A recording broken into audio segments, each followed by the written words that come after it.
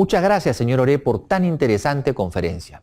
Acto seguido, escucharemos nuestra segunda conferencia del día, que tiene por título La ciudad sostenible, los registros ante el reto de la eficiencia medioambiental, y está a cargo del doctor Sergio Saavedra.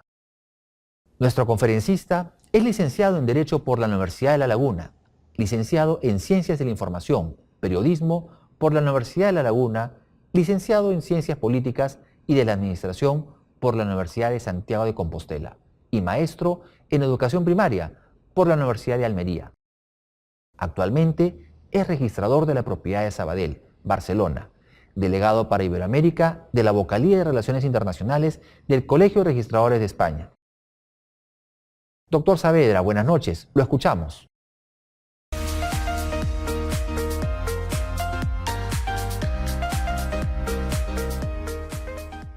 Hola a todos, muchísimas gracias por la oportunidad que me dais un año más de participar en el evento nacional de SUNARP, el CADER.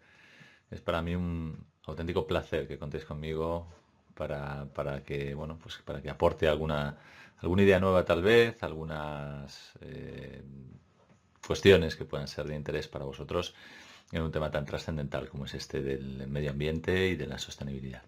Mi ponencia se llama La ciudad sostenible, los registros ante el reto de la eficiencia ambiental.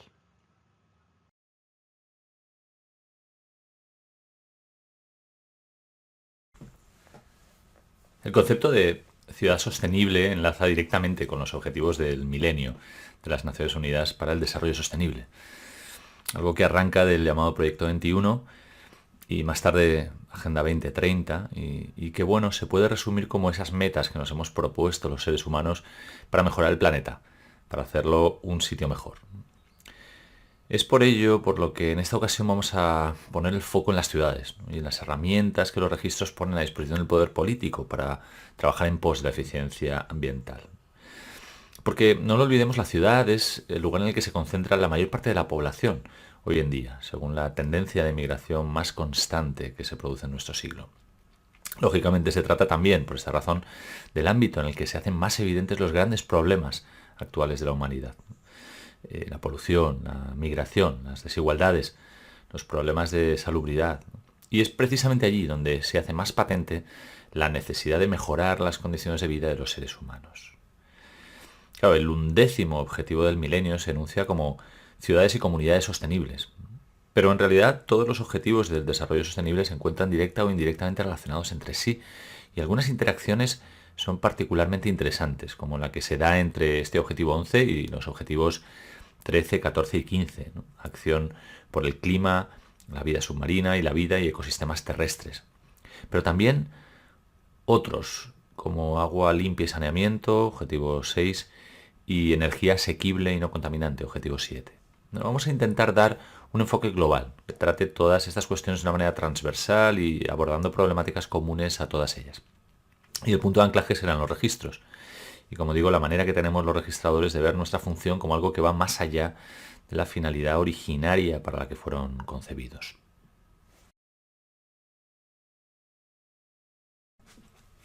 Aunque posiblemente para entenderlo sí sea necesario entender cuál es esta finalidad originaria, es decir, por qué nacen originariamente los registros, ¿no? Solo entonces podremos entender por qué han superado esta finalidad original y cómo lo hacen. Los registros nacen fundamentalmente para evitar el pleito.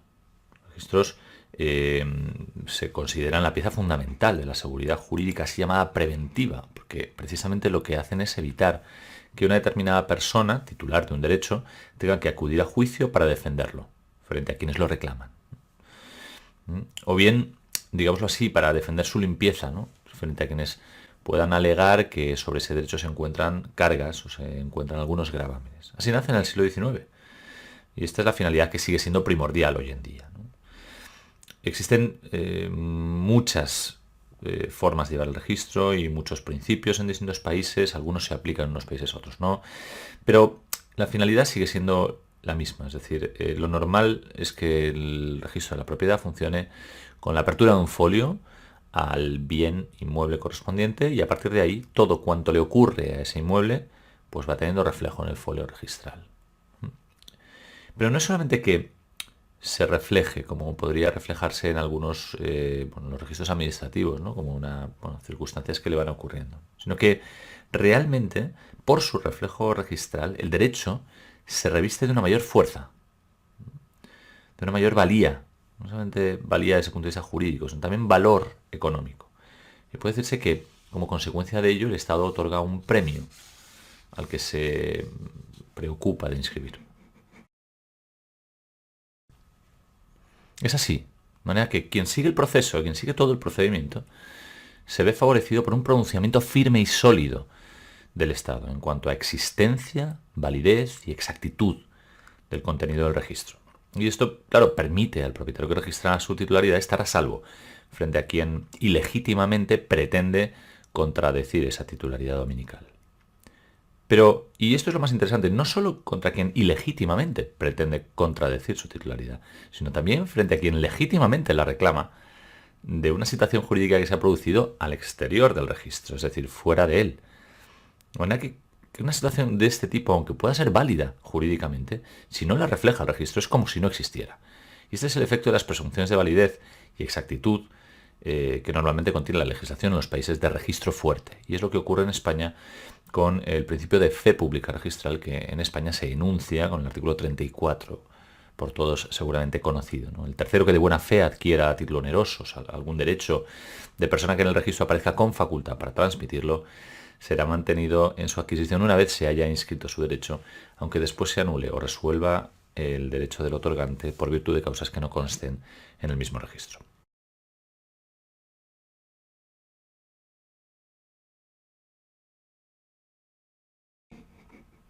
Esto es bueno para el transmitente, evidentemente, porque quien va a transmitir será capaz de hacerlo con más solvencia si el que adquiere tiene certidumbre absoluta de la titularidad y gravámenes del bien que se está adquiriendo, ¿no?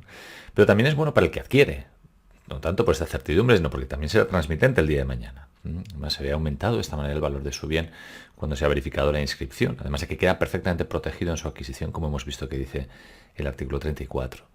Pero es que es bueno además para el global de la economía, porque evidentemente cuando se minimiza el riesgo, se maximiza el importe del valor de las cosas que entra dentro del mercado. Y en cuanto al Estado, es bueno por muchas razones. Además de que evidentemente mejora la economía en su global, desde el punto de vista más propiamente jurídico, se evita el pleito. Es decir, cuando existe una certidumbre total, una seguridad absoluta de que los bienes pertenecen al titular en la manera que determina el asiento, pues evita que éste tenga que acudir a pleito para defender esa titularidad y gravámenes.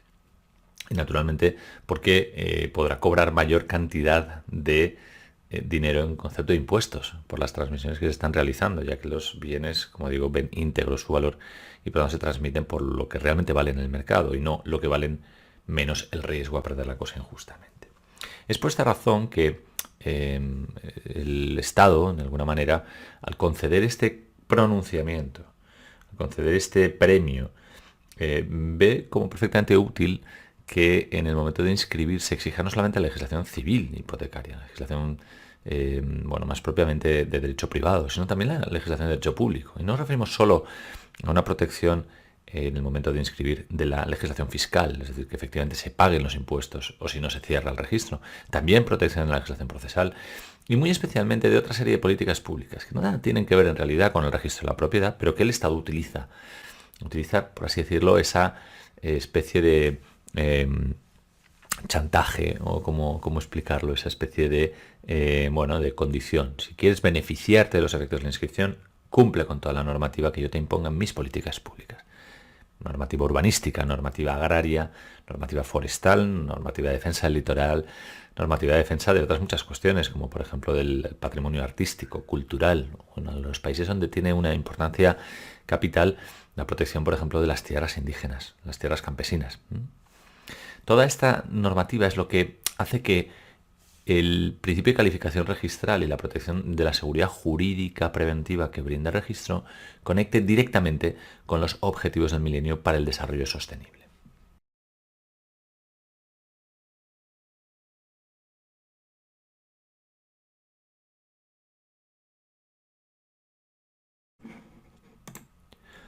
Yo siempre digo que el registro funciona como un pulmón Y cuando digo esto me refiero a que tiene dos movimientos, dos sentidos.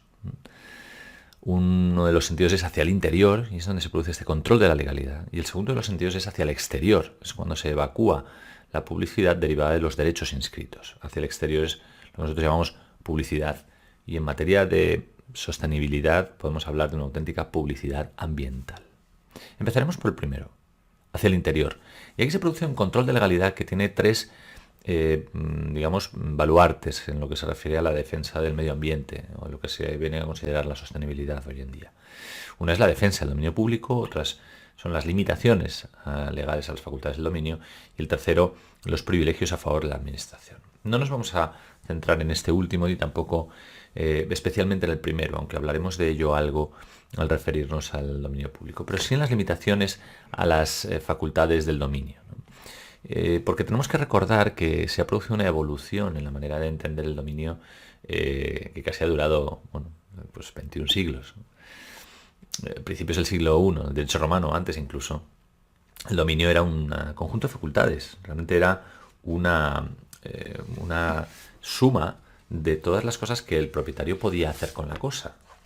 En ese sentido se llegaba a decir que el dominio era un ius utendi et abutendi, el derecho a usar y utilizar las cosas como le viniera en gana, como le conviniera. Este sentido originario del dominio se va transformando a través de toda una serie de influencias. En su sentido más radical llega incluso a negar la existencia misma del dominio. Pero en sentidos más moderados, como el que utiliza la Iglesia Católica en algunas de sus encíclicas, o como la que se ha llevado a las constituciones de la mayor parte de los países de Iberoamérica, puede englobarse dentro del nuevo concepto llamado la función social de la propiedad. Es decir, que el dominio no es solamente útil para el propietario, sino que también es útil para la sociedad. Y en este sentido al propietario han de imponerse limitaciones legales. Es decir, no está justificado que pueda hacer lo que le interese y todo aquello que le interese sin ningún tipo de restricción o control. Yendo un paso más allá, en época más moderna se llega incluso a hablar de que el propietario no tiene más que un caparazón, algo que deberá complementarse a medida que vayan cumpliéndose las normas correspondientes a este dominio, ¿no? Y lo que ocurre en la legislación española puede decirse con la legislación urbanística, donde el propietario realmente está obligado a realizar toda una serie de actuaciones, o de lo contrario casi no tendrá ni siquiera una auténtica propiedad, propio dominio, ¿no? Es lo que se llama la adquisición gradual de facultades. Pues bien, es aquí, en las limitaciones legales del dominio, donde apreciamos gran parte de las restricciones que tienen un sentido ambiental, un sentido de defensa del medio ambiente y de la sostenibilidad. Algunas de las facultades pues son muy evidentes. Por ejemplo, la facultad de usar el bien. La legislación, por ejemplo, agraria exige que el propietario utilice los terrenos de acuerdo con la finalidad para la que estos terrenos consideran la legalidad que existen. Los terrenos tienen una finalidad agrícola y por tanto deben ser utilizados para producir los bienes necesarios para la subsistencia o para el mercado en una determinada región. O en el caso, por ejemplo, de la legislación forestal, donde se establece que el propietario está obligado a mantener la masa arbórea, tanto en cantidad como en especie, de manera que el monte siga siendo un monte protector, es decir, un monte que está destinado a servir a una finalidad medioambiental, aunque se trate incluso de montes de utilidad privada o de dominio privado particular. Pues bien, en materia de legislación urbanística, el propietario va más allá. Además de exigir licencia para los actos de transformación del suelo o de utilización del suelo, impone deberes activos al propietario. Deberes que pueden ser pues, urbanizar mismo, edificar, sostener las cargas del proceso urbanizador. Es decir, no solo el propietario debe usar el bien correctamente cuando lo haga, sino que específicamente tiene la obligación misma de utilizar el bien. No está en su mano no utilizarlo. ¿De acuerdo? El interés de existencia de vivienda puede ser tal como para que el legislador exija que quien tiene un solar en el ámbito urbanístico, en el ámbito urbano, lo utilice de manera efectiva.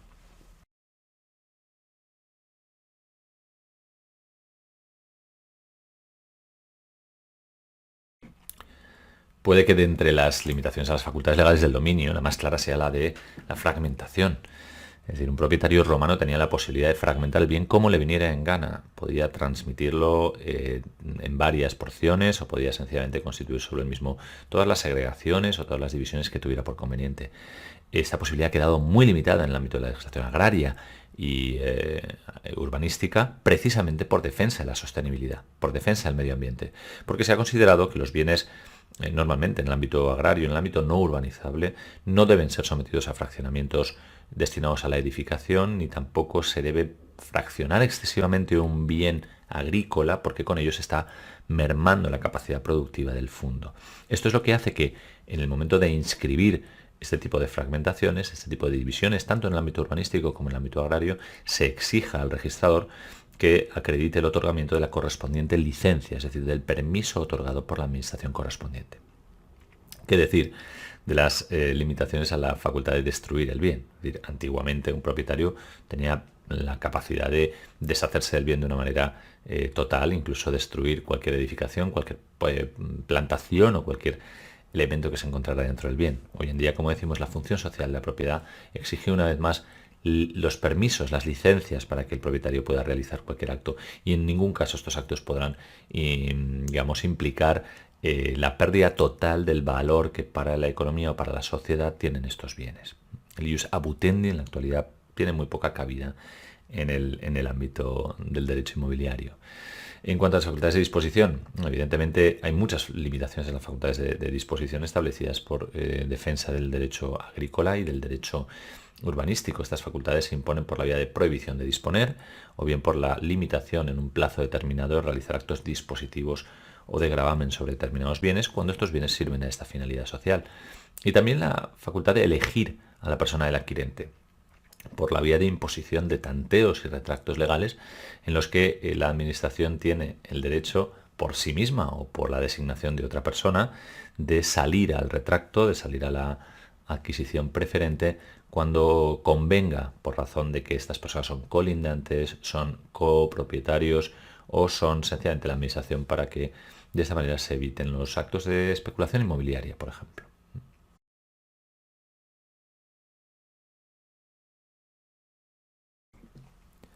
El segundo movimiento en el que opera el registro es hacia el exterior, en lo que se considera el movimiento de producción de publicidad registral. Nosotros nos vamos a referir a lo que se ha venido a llamar la publicidad ambiental, la información registral ambiental. Al registro de la propiedad accede una cantidad ingente de información, acompañando, formando parte de los negocios que se inscriben en las escrituras públicas o en los documentos administrativos que acceden al registro. Estos datos, en lo que se refiere a la propiedad medioambiental o la protección del medio ambiente, son susceptibles de tratamiento con el fin de poder acceder posteriormente a ellos y de proporcionárselos a los particulares que estén interesados en adquirir un determinado bien del registro, o bien a las administraciones públicas para que realice sus más variadas políticas públicas. Para los interesados, evidentemente, existe pues ese derecho de conocer. Para la administración es algo más que un derecho. Es casi un deber. La administración está obligada a tener conocimiento medioambiental para, como digo, implementar correctamente su defensa del medio ambiente. El tratamiento de la información ambiental y su utilidad para el particular cabe de alguna manera enfocarlo desde el punto de vista de la cuestión de los datos que acceden al registro de la propiedad. No todos los datos que se inscriben son derechos inscribibles propiamente. Muchos de los datos que se inscriben son informaciones que figuran en los documentos y que se refieren a cuestiones que no son propiamente derechos, sino más bien datos o circunstancias de hecho, circunstancias fácticas. En ello debemos destacar la existencia de un tipo de publicidad distinta de la publicidad registral propiamente dicha, es la publicidad noticia, es decir, la posibilidad de que se emitan informaciones por parte del registro que no tienen oponibilidad frente a terceros, porque no suponen verdaderos derechos registrados. Hay muchos ejemplos, por ejemplo, una declaración que un propietario hace de que una edificación se encuentra actualmente en estado de ruina, o la mención de un tipo de cultivo al que se dedica el previo, o un ejemplo saliente, que es la nota marginal que en España se realice de la calificación medioambiental de la finca. Se trata de un dato que se constata en la inscripción, pero que no es un derecho inscribible propiamente dicho. Así se recoge en numerosos artículos desde 1997 el decreto de normas complementarias al reglamento hipotecario en materia de actos de naturaleza urbanística.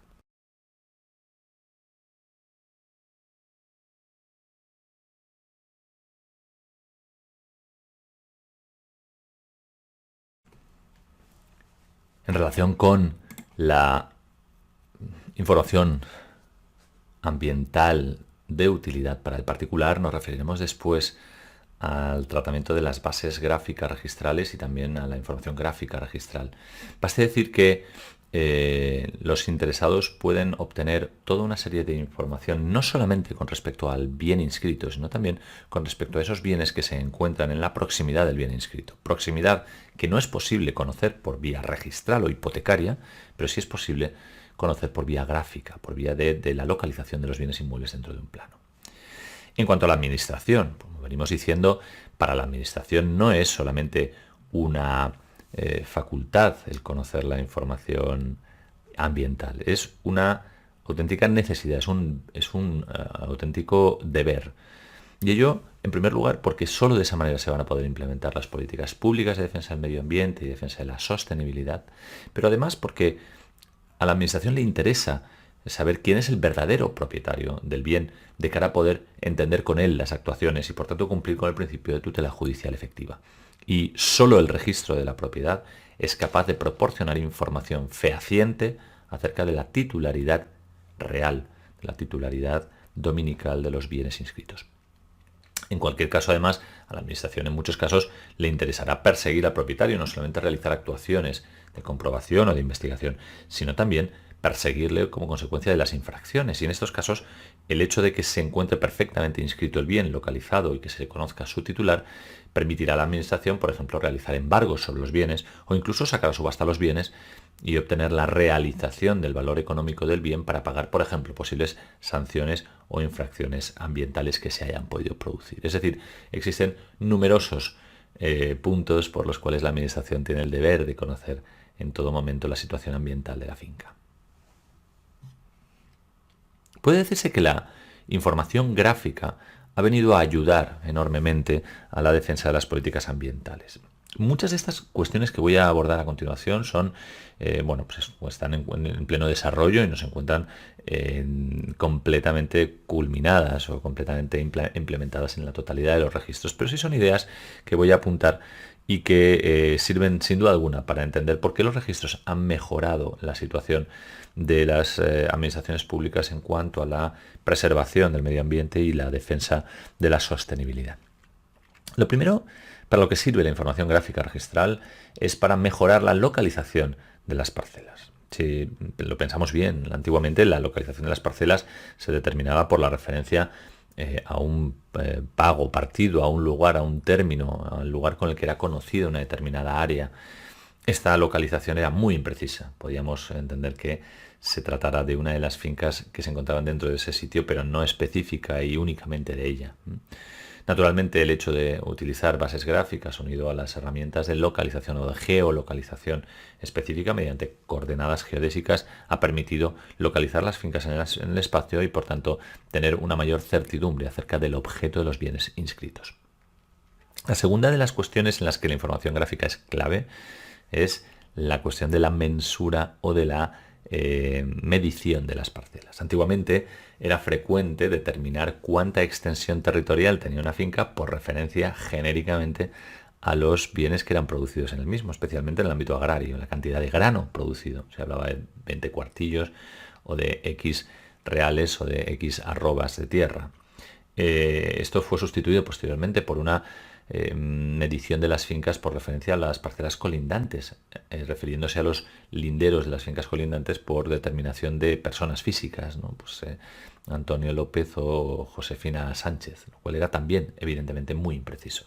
Hoy en día la medición de las parcelas tiene lugar, además de la localización de las mismas, por la utilización de coordenadas de georreferenciación y además la determinación de diferentes coordenadas por los puntos, los vértices de estas fincas, que lo que permite perfectamente llegar a una determinación absoluta de cuál es la medición de las fincas, lo cual es útil naturalmente desde el punto de vista fiscal, naturalmente desde el punto de vista del derecho civil o privado, para saber exactamente cuál es el objeto de los bienes que son objeto de negocio, pero también desde el punto de vista medioambiental, ya que en muchos casos la medición de las parcelas es determinante para el cumplimiento de una determinada política pública, como digo, agraria o de defensa del medio ambiente.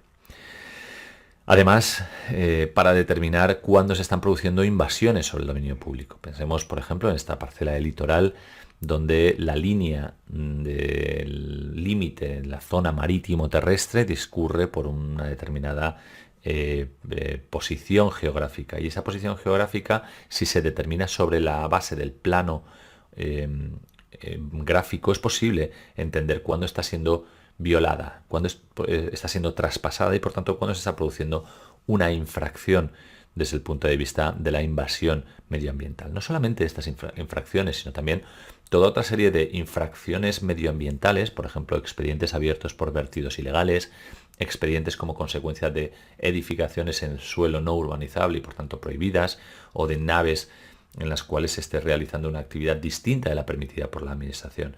El hecho de poder localizar en el espacio estas infracciones medioambientales es enormemente útil para la Administración y también para los particulares, ya que los particulares están interesados en saber, cuando están adquiriendo, por ejemplo, una finca colindante, que en la finca de al lado se está realizando una actividad ilegal y que por tanto pueden encontrarse con un problema, o pueden encontrarse con un vertido o con un ruido que en la inscripción registral no viene convenientemente reflejado. Por tanto, la información gráfica registral sirve, como digo, no solamente para proporcionar información de los bienes tal y como se encuentran inscritos, sino también por referencia de los bienes colindantes o de todo aquello que afecta a un área determinada.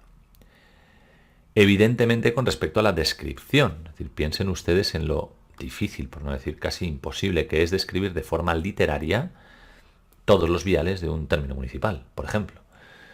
Pues referencia a unos pares de coordenadas, pues tendríamos que llenar un folio entero con pares de coordenadas, sin contar con la dificultad intrínseca de comprensión para un ser humano de estas descripciones. Pues con referencia a un plano o con referencia a una base gráfica registral, evidentemente se soluciona este problema.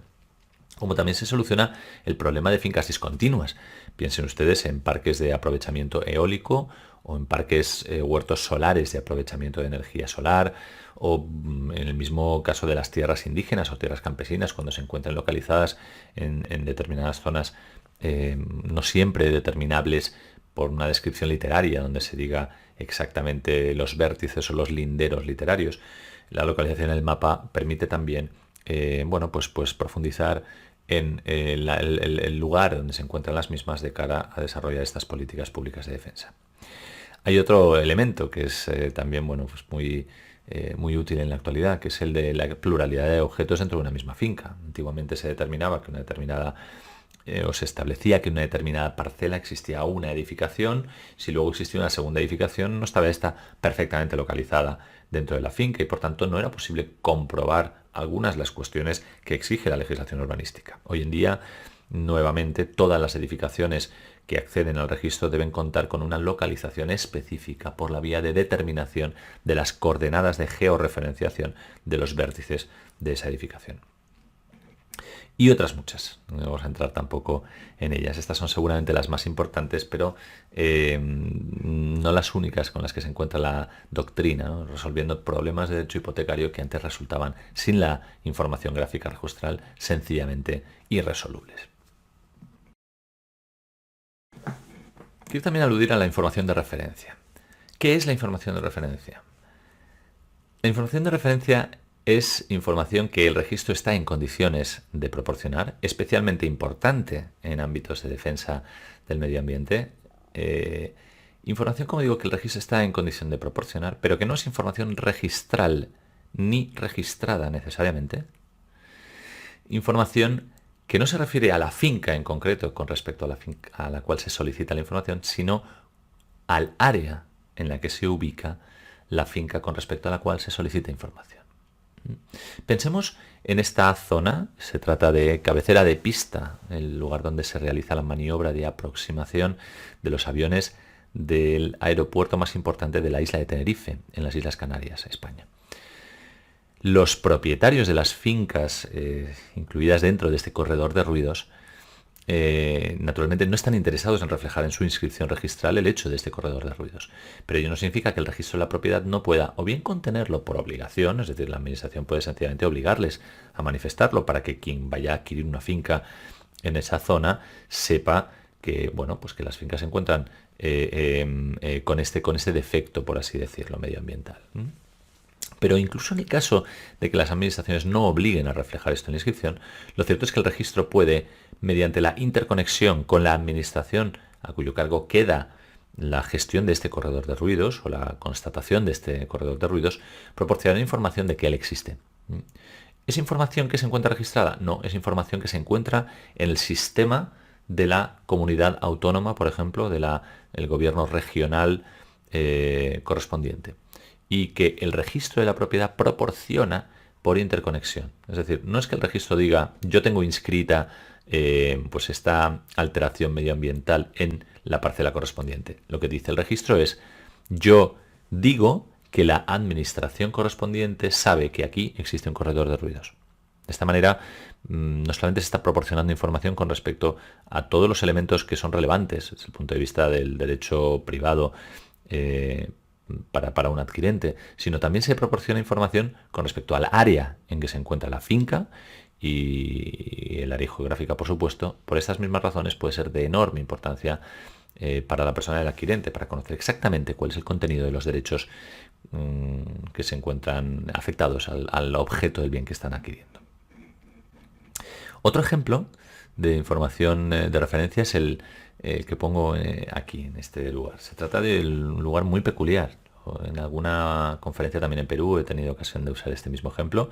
Se trata de una zona que se encuentra bueno, en el sur de España y donde se produjo un accidente nuclear. Se produjo la colisión en vuelo de unos aviones, un avión nodriza y de un caza bombardero norteamericano en los años 60. Como consecuencia de esa colisión cayeron a tierra y a mar una serie de bombas nucleares, lo que significa que en estas zonas que se encuentran así delimitadas existe radioactividad. Lo que señalo aquí es un campo de golf donde las parcelas llegan a costar alrededor de 1,5 millones de euros. Naturalmente, para quien va a adquirir una parcela de 1,5 millones de euros es interesante saber que existe radioactividad en las parcelas colindantes. Y una vez más, los promotores del campo de golf no están interesados en reflejar esta cuestión en la inscripción. Cómo de importante es, por tanto, que el registro esté en condiciones de proporcionar información por referencia, es decir, por interconexión con el gobierno regional a cuyo cargo queda la información a la que nos estamos ahora mismo refiriendo, esta información sobre la posible radioactividad de unas parcelas colindantes. Existe además otro supuesto con respecto al cual la información gráfica llega a ser de enorme importancia, es el de la información asociada. La información asociada es información no ya con respecto a la área geográfica en sí, sino con respecto a la parcela mismo que se está adquiriendo. La parcela que se está adquiriendo puede tener, por ejemplo, delimitada por la administración una urbanización concreta o una edificabilidad concreta. Imaginemos, sobre una determinada zona se permite construir pues 2 alturas o sobre otra en concreto pues se permite construir 3 alturas.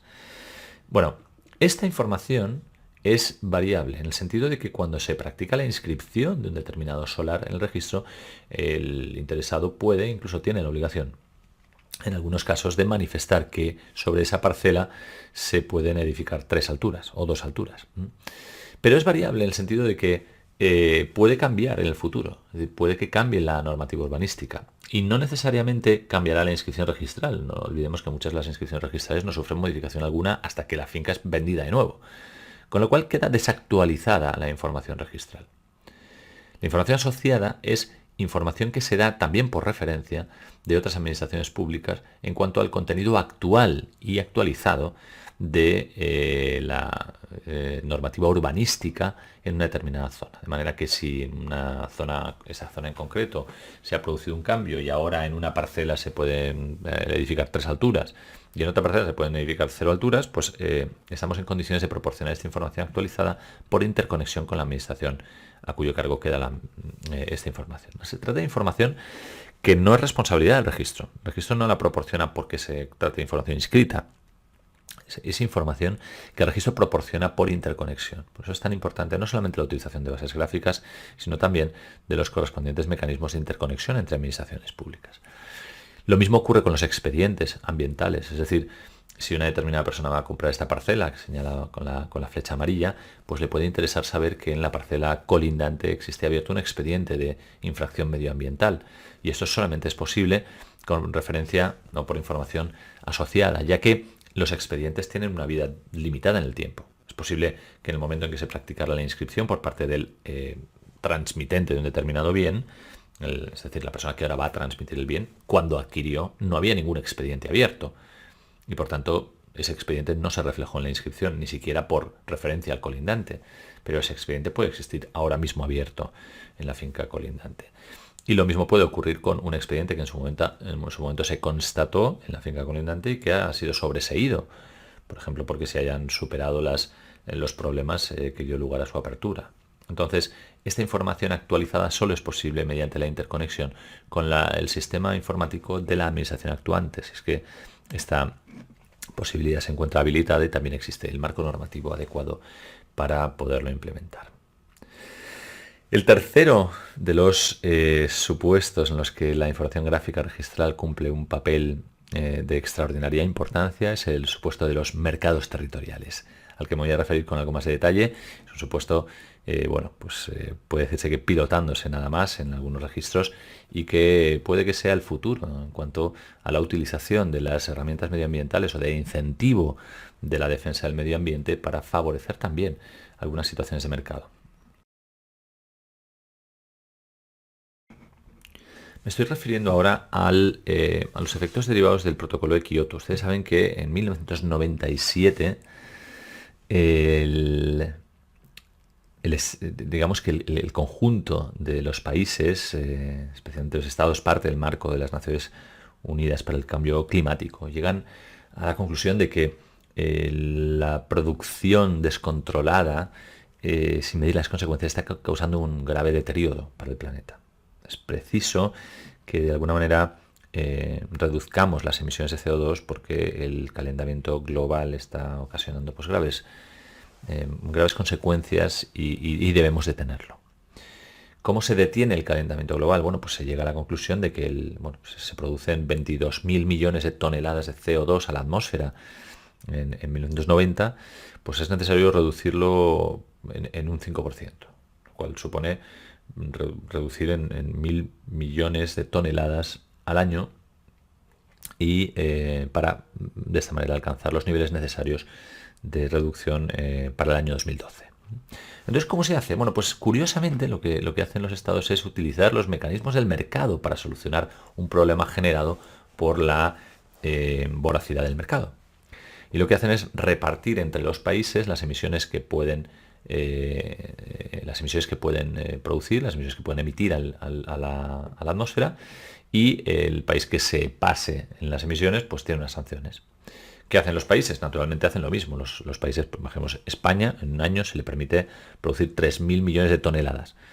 Imaginemos que España tiene 3 empresas. Bueno, pues se le permite a cada empresa pues, producir 1.000 millones de toneladas. Un ejemplo tonto, evidentemente España tiene más de estas empresas y no todas las empresas pueden producir lo mismo. Pero digamos que se reparta de esta manera. Entonces imaginemos por hipótesis que uno de los 3 empresarios pues es un empresario negligente y se le permite producir 1.000 millones de toneladas y él, como se pasa en la producción, emite de más 300 millones de toneladas a la atmósfera. Es decir, se pasa en 300 del cupo que tenía. Bueno, pues a este empresario se le produce o se le impone una sanción que impone el Estado, porque evidentemente el Estado se le va a obligar también por el protocolo de Kioto de las Naciones Unidas a pagar una sanción correspondiente. Si por el contrario el empresario es diligente, es decir, es capaz de producir menos emisiones a la atmósfera, es decir, de emitir menos CO2, con el excedente, es decir, si se le había permitido producir 1.000 y solo produce 500 millones de toneladas, con el excedente puede acudir al mercado, a estos mercados territoriales, y negociar con ellos. ¿Qué significa negociar? Bueno, puede concederle derechos de emisiones a un empresario que necesite producir más y que quiera pagarlos por debajo evidentemente, del importe de las sanciones. Es decir, está utilizándose los mecanismos del mercado para solucionar los problemas del mercado. Es una solución verdaderamente innovadora y muy, muy curiosa que viene a defender los objetivos del desarrollo sostenible 13 y 7 especialmente, ¿no? La acción por el clima y también la energía asequible y no contaminante. ¿Por qué decimos territoriales? ¿Por qué decimos que el registro de la propiedad tiene un papel importante que jugar aquí? Bueno, pues porque solo con la localización física de las parcelas en un determinado territorio y el convencimiento total, de la seguridad total de quién es el propietario y por tanto quién puede negociar con estas emisiones, se podrá poner en práctica estos mercados. Es necesario tener certidumbre total acerca de la titularidad dominical de la industria y certidumbre total acerca de la localización en el espacio de estas industrias. Mercado similar se está pilotando en estos momentos en algunos lugares con respecto al agua. Y esto puede además no solamente aplicarse con respecto a las producciones de CO2 que son exclusivas de las empresas, por así decirlo, o casi de las empresas, no con respecto a familias normales, a los usuarios particulares dentro de un país, ¿no? Todos utilizamos agua. Y con ello defender el objetivo 6, agua limpia y saneamiento. Imaginemos que a una familia pues se le concede pues el derecho a consumir 300 unidades hidráulicas, ¿no? Una familia numerosa a lo mejor se le concede 400. Y a un empresario más, claro, si necesita para producir, pues puede consumir 4.000 unidades, ¿no? ¿Qué ocurre con un empresario especialmente diligente que es capaz de producir 1.000 unidades de menos? Pues estas unidades de menos que es capaz de producir este empresario puede acudir al mercado y negociar con ello, es decir, proporcionárselo a otros empresarios que necesitan consumir más agua y que se ven incapacitados de optimizar su medio productivo para usar menos este recurso, es decir, para ser más eficientes medioambientalmente. El caso de los mercados territoriales es, como decimos, casi ciencia ficción, pero es un ejemplo de cómo los registros de la propiedad también pueden tener un papel en el futuro de extraordinaria importancia para implementar políticas públicas de defensa medioambiental. ¿Qué es la ciudad sostenible? Bueno, pues la ciudad sostenible es una ciudad en la que todos, en la medida de nuestras posibilidades, contribuimos a hacer de este planeta un mundo mejor. Es una ciudad en la que utilizamos los recursos de una manera controlada, de una manera prudente, de una manera lógica, no de una manera irresponsable. En ello está nuestra supervivencia realmente. Es decir, en ello está que tengamos este mismo nivel de vida en el planeta y que podamos de alguna manera seguir desarrollando nuestras actividades con normalidad, porque cuestiones como el calentamiento global el agotamiento de los recursos naturales son cuestiones que deben preocuparnos muy mucho, de manera egoísta además, no solamente por conservar al planeta como si se tratara de una criatura, sino por conservar a nosotros mismos y nuestro propio nivel de vida y nuestra propia salud y la de especialmente nuestros hijos y nuestros nietos que nos van a seguir en las generaciones futuras y que evidentemente están muy preocupados por el tratamiento que estamos dando ahora mismo a los recursos naturales dentro del planeta. Esto es solamente pues una serie de ejemplos, una serie de apuntes que hago de cómo los registros, especialmente los registros de la propiedad, también otros registros como los registros mercantiles o los registros de propiedad mobiliaria, pueden ayudar como herramienta a la garantía del cumplimiento de las políticas públicas tendentes al desarrollo sostenible.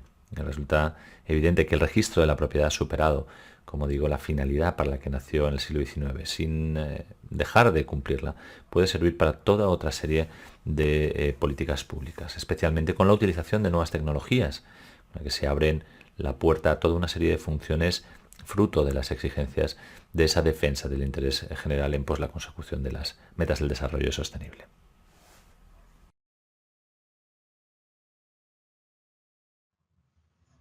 Una vez más, muchísimas gracias por la oportunidad que me brindáis de ser parte de este evento, Kader Sunarp de 2020, con la única tristeza lógica de no poder estar allí este año y con el deseo más ferviente de que podamos en breve reencontrarnos en persona y celebrar nuevamente pues, un evento de estas características de la manera que se merece, ¿no? De manera presencial. Una vez más, muchísimas gracias por contar conmigo para esta edición y os deseo lo mejor y bueno, hasta siempre.